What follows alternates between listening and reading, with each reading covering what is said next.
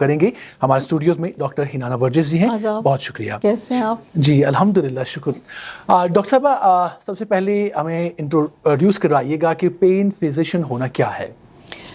हर चीज़ के लिए एक डॉक्टर होता है, इसी तरह पेन हम माने तो अब इस ज़माने में अब ये माना जाता है कि पेन विदाउट कोई जिस्मानी प्रॉब्लम भी हो सकता है। मतलब आप बहुत सारे टेस्ट करा लें, आप एमआरआई कराएं, सीटी कराएं, आपकी हर एक इन्वेस्टिगेशन नॉर्मल निकल रही है, बट उसके बाद भी आप पेन फेस कर रहे हैं। तो उस चीज़ के लिए वो किस टाइप का पेन है, वो कहाँ से उठ रहा है, क्यों है, उस चीज़ के लिए आपको पेन फिजिशियन की ज़रूरत है। जैसे एक नॉर्मल हेडेक ले लें, आप अगर कितनी भी इमेजिंग कराएंगे, एमआरआई कराएं, सीटी स्कैन कराएं, हो सकता है सब कुछ नॉर्मल हो, बट स्टिल आपका हेडेक जा नहीं रहा है। सो देयर इज समथिंग ना, देयर इज अंडरलाइंग एक प्रॉब्लम है जो आपका पेन फिजिशियन आपको बेटर बता सकता है। So that's where a pain physician comes in. जैसे हमारे पेन के 3 टाइप्स होते हैं। पहला टाइप तो है एक्यूट पेन, जो 3-4 हफ्ते के दौरान होता है। उसके लिए आप जाए डॉक्टर के पास, फिजिशियन के पास चले जाएं, वो उसका ट्रीटमेंट करें। यूजुअली उसका कोई कॉज होता है उस पेन का। फिर एक सब एक्यूट फेज है जो उससे थोड़ा ज़्यादा टाइम तक रहे।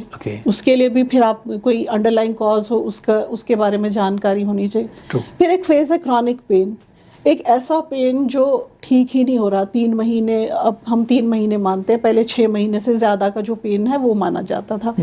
तो वो पेन जो है जिसका अपरेंटली आपको कोई कॉज नहीं पता चल रहा है, लेकिन वो पेन है जो आप, मैं जैसे बता चुकी हूँ, आप टेस्ट करा रहे हैं, इन्वेस्टिगेशंस हो रही हैं, लेकिन एक इंसान है जो आपको कहता जा रहा है मेरा दर्द ठीक हो ही नहीं रहा है। तो उस पेन को हम क्रॉनिक पेन कहते हैं, और वहाँ पे रोल स्टार्ट होता है आपके पेन फिजिशियन का कि जैसे आप डॉक्टर्स के पास जा के हार गए हैं, दवाइयाँ खा के थक गए, तो what exactly is causing that pain, that's where the role of a pain physician comes in. Exactly. और जैसे मैंने आगाज में कहा कि आप पेन मॉड्यूलेशन भी देखती हैं, कैसे होता है कि बिना हम दवाइयों के पेन को ट्रीट कर सकते हैं, क्योंकि हमारे नाजरीन जो है वो देखते हैं, और ख़ास तौर पर हम जब घर में बात करते हैं, किसी भी शख्स के सर में दर्द हो या जिस्म के किसी भी जो अज़ा है उसमें दर्द हो, तो वो फ़ौरन जाकर पेन किलर ले आते हैं या फिर घर में ही उसको ट्रीट करना शुरू कर देते हैं। तो बिना दवाइयों के किस तरीके से पेन को ट्रीट किया जा सकता है, ये बहुत इंटरेस्टिंग है, हमारे नाज़रीन ज़रूर सुनना चाहिए। हम उस सिविलाइजेशन को बिलोंग करते हैं जहाँ एक अरसे तक योगा,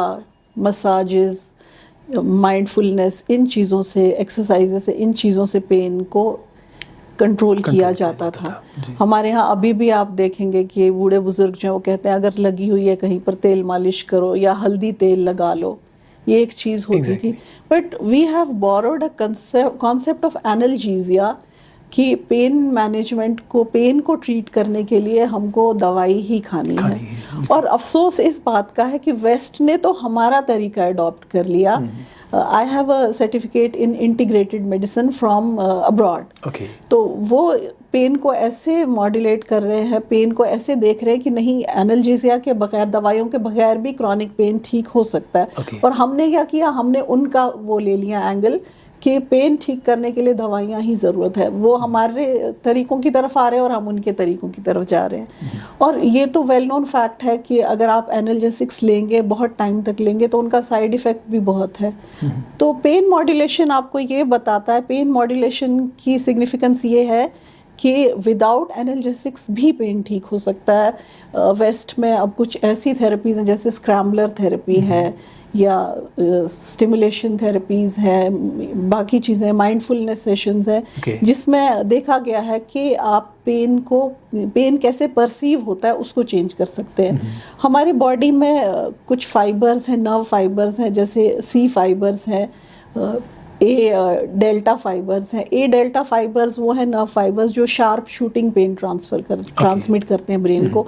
तो सी फाइबर्स जो हैं वो क्रॉनिक स्लो पेन को ट्रांसमिट करते हैं। ठीक है, तो क्रॉनिक पेन में क्या होता है, ये सी फाइबर्स जो होते हैं ये बहुत एक्टिव होते हैं, लेकिन उसी में खुदा का निज़ाम ये भी है कि कुछ फाइबर्स होते हैं जो ब्रेन से बॉडी के बाकी पार्ट्स तक जाते हैं, उसको हम बोलते हैं बीटा फाइबर्स। जो जब वो वाला पाथवे एक्टिवेट होता है तो पेशेंट जो है वो पेन को परसीव नहीं करता उस इंटेंसिटी पे जितना वो पहले कर रहा था।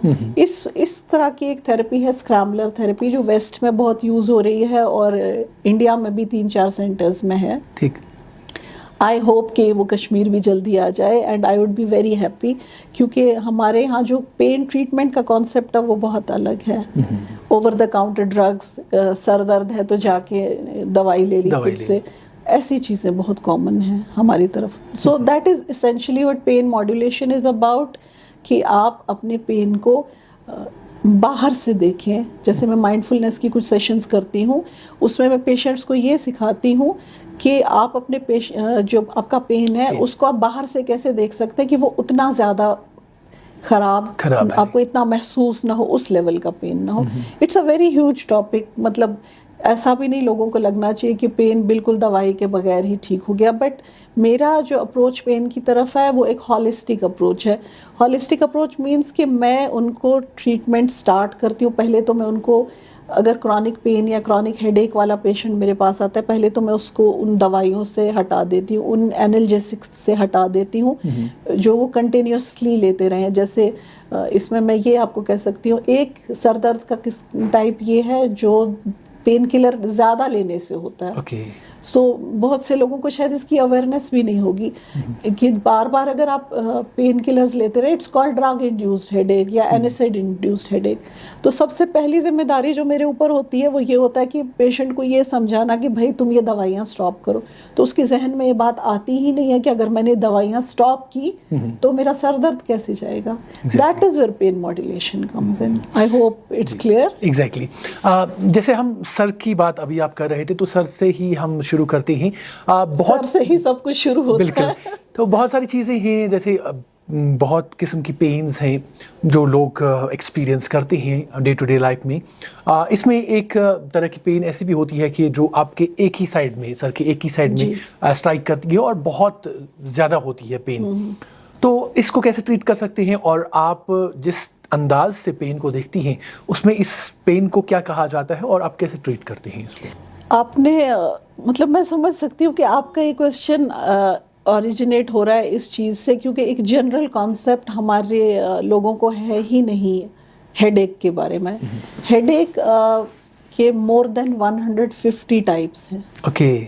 सो ये कहना कि अगर आपके आधे सर में दर्द है और आपकी आँख इन्वॉल्व हो रही है तो ये कौन सा टाइप है। तो बेसिकली हेडेक को हम क्लासिफाई करते हैं 3 मेन टाइप्स में, प्राइमरी, सेकेंडरी और दोनों का कॉम्बिनेशन। प्राइमरी वो हेडेक है जिसका अपरेंटली आपको कोई कॉज नहीं पता, बस है हेडेक है। सेकेंडरी है जिसका कोई रीज़न है जो आपकी इमेजिंग में आ रहा है या किसी इन्वेस्टिगेशन में निकल रहा है। देन इन दोनों का एक कॉम्बिनेशन है कि वो भी है और उसके ऊपर दूसरा भी हो गया है। ठीक। तो अब इनकी जो फर्दर क्लासिफिकेशन है वो एक ICHT क्लासिफिकेशन ऑफ हेडेक्स है। वो एक पूरी एक रिपोर्ट बनती है 2 साल 3 साल के बाद, जो सिर्फ हेडेक्स की एक सोसाइटी है, इंटरनेशनल सोसाइटी, वो बताती है। तो इसमें ये कहना कि अगर मेरे आधे सर में दर्द है और आँख भी इन्वॉल्व हो रही है, वो फिर आपकी माइग्रेन हो सकता है, आपकी क्लस्टर हेडेक हो सकता है। इसके इतने ज़्यादा टाइप्स हैं कि मैं एग्जैक्टली नहीं बता सकती हूँ।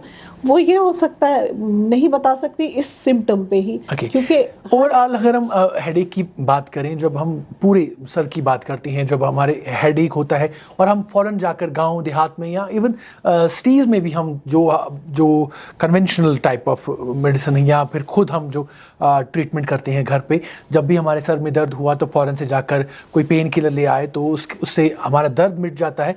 ज़ाहिरी तौर पर वो मिट जाता है लेकिन अंदर में वो रहता है, और सेल्फ मेडिकेशन हम करते हैं। तो इस सारी चीज़ को कैसे आप डिफाइन करेंगे, कैसे हमारे नाज़रीन को हम समझाएंगे?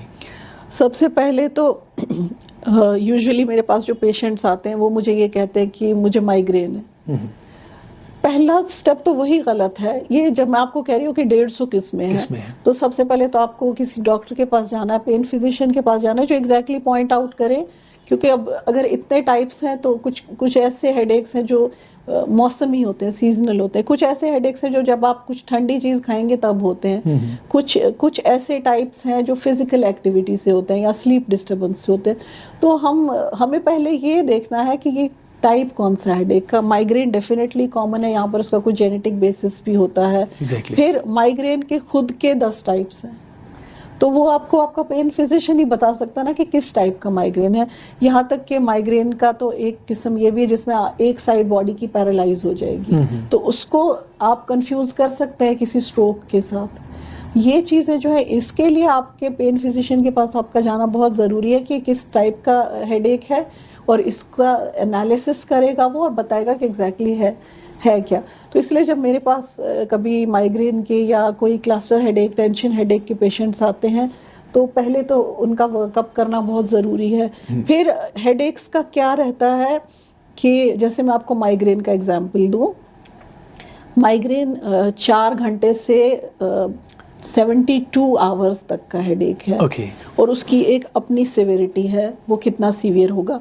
वो एक साइड से स्टार्ट होता है यूजुअली, कभी दोनों साइड चला जाता है। इसी तरह टेंशन हेडेक है। टेंशन हेडेक इज लाइक कि आपके सर के ऊपर एक बैंड सा है, एक बैकग्राउंड हेडेक है जो सारा दिन चल रहा है। इसी तरह क्लस्टर हेडेक है, जिसमें जो हम मानते हैं कि one of the worst possible headaches.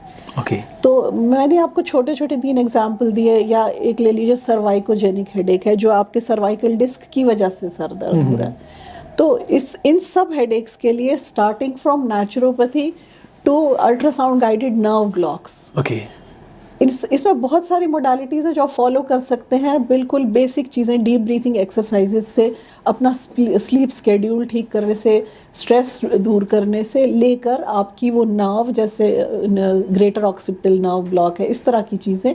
तो मेरा एम वही है कि यहाँ से स्टार्ट करके जो लास्ट मोडालिटी है वहाँ तक हम हेडेक को ट्रीट करें, और लोगों को इस चीज़ की अवेयरनेस हो कि हर चीज़ का इलाज दवाई नहीं होता। और जैसे मैंने आपको पहले भी बताया कि मेडिसिन इंड्यूस्ड हेडेक भी है। जी, आप मुझे ये भी बताइएगा, क्योंकि थोड़ा सा ये इंटरेस्टिंग हो रहा है, हमारे देखने वाले भी ये ज़रूर जानना चाहेंगे। फॉर एग्जांपल, अगर कोई पेशेंट आपके पास आता है जिसको जी, हेडेक को ट्रीट करें, और लोगों ग्रेटर ऑक्सीपिटल नर्व ब्लॉक है, इस तरह की चीज़ें। तो मेरा एम वही है कि यहाँ से स्टार्ट करके जो लास्ट मोडालिटी है वहाँ तक हम हेडेक को ट्रीट करें, और लोगों को इस चीज़ की अवेयरनेस हो कि हर चीज़ का इलाज दवाई नहीं होता। और जैसे मैंने आपको पहले भी बताया कि मेडिसिन इंड्यूस्ड हेडेक भी है। जी, आप मुझे ये भी बताइएगा, क्योंकि थोड़ा सा ये इंटरेस्टिंग हो रहा है, हमारे देखने वाले भी ये ज़रूर जानना चाहेंगे। फॉर एग्जांपल, अगर कोई पेशेंट आपके पास आता है जिसको पेन हो रही है, और वो जैसे आपने कहा कि टेस्ट वगैरह उसने करवाए हैं, वहाँ पर डिटेक्ट नहीं हो पा रही है, तो ऐसा कोई पेशेंट आपके पास आता है, तो फर्स्ट एंड फॉरमोस्ट थिंग्स क्या होती हैं जो आप उन्हें बताते हैं करने को, और कैसे ये डिटेक्ट हो पाता है? जी, अभी मैं रिसेंटली एक पेशेंट के बारे में बताऊंगी कि मेरे ख्याल में उनको 19 साल से 19 ईयर्स से उनको जनरलाइज बॉडी पेन है। और जब कोई भी ऐसा पेशेंट या कोई भी इंसान अपने आसपास के लोगों को ये बोलता है कि मेरा दर्द ठीक नहीं हो रहा, मुझे पूरे जिस्म में दर्द है, तो क्या कहते हैं आप बताइए, मुझे क्या कहेंगे आप उसको? कौन सा इंसान जो मतलब कोई ऐसा इंसान जो आपको ये कहेगा कि मुझे ये पेन नहीं जा रहा है, मेरे पूरे जिस्म में पेन है, तो आप नॉर्मली क्या कहते हैं उस इंसान? हम तो नॉर्मली अगर ऐसा कोई हो तो हम कहते हैं कि बहुत सारे टेस्ट करवा लीजिए, देखिए। हाँ, ठीक है ना, लेकिन फिर भी कुछ नहीं निकल रहा, तो आप क्या करेंगे? उसके बाद जो पर्टिकुलरली कश्मीर में होता है कि पीर साहब बस निजगाह लेकिन चले पीर साहब के पास भी गए। मैं ये कह रही हूँ कि वो भी एक जो आयात हैं या जो मतलब मेडिटेशन है, उसका बहुत बड़ा रोल है इस चीज़ में। लेकिन हमारे लोगों को ये नहीं पता कि कुछ कंडीशंस ऐसी हैं जिसमें बॉडी में पेन होता है, जनरलाइज पेन, आपके सारे टेस्ट नॉर्मल आएंगे, MRI, CT स्कैन, आप जितने ब्लड टेस्ट कराओ हर एक चीज़ नॉर्मल आएगी, बट स्टिल वो इंसान है, वो कह रहा है मुझे पेन है, कोई मानने को तैयार नहीं, क्योंकि लोग कहेंगे आपका तो 10 साल से पेन है, ऐसा कौन सा पेन है जब सारे टेस्ट नॉर्मल हैं। So we have a condition called fibromyalgia. Fibromyalgia is a condition जिसमें आपका ब्रेन ऐसे रिवायर हो जाता है कि वो अगर आपको टच भी होगा ना, नॉर्मल टच आपको लगेगा कि सिर्फ टच है, लेकिन उस इंसान को वो टच भी पेन फील करेगा। जी, या सर्दी, शिद्दत की सर्दी लगेगी उसको, उस कोल्ड से उसको पेन ट्रिगर हो जाएगा, बट कोई मानने को तैयार नहीं क्योंकि सारे टेस्ट नॉर्मल है।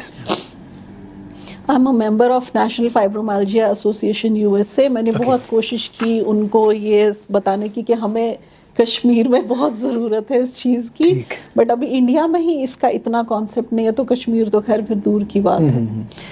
तो जो आपका क्वेश्चन है कि इस इंसान को हम कैसे डायग्नोज करते हैं, तो I was telling you about this patient जो मेरे ख्याल में बहुत डॉक्टर्स के पास जा चुकी थी, वही पेन किलर्स पे थी। वो अब इतना थक गई थी ना कि उसके समझ में नहीं आ रहा था कि, और she had come with her husband. तो पहले तो मैंने उसके हस्बैंड को ये कहा कि आप पहले पेशेंट को आप 2 मिनट के लिए बाहर जाइए, मैं आपके हस्बैंड से बात करना चाहती हूँ।